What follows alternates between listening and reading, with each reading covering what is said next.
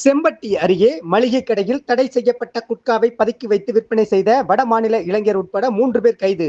500 kilo gutka car பறிமுதல்.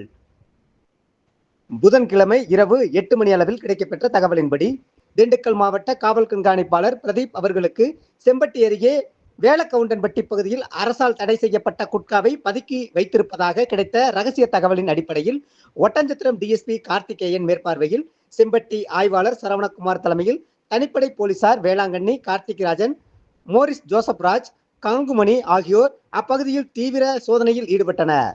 அப்போது மளிகை கடை நடத்தி வந்த தர்மராஜ் வயது 43 அவரது மளிகை கடையில் குட்காவை கடத்தி வந்து பதுக்கி வைத்து விற்பனை செய்வது தெரிய வந்தது.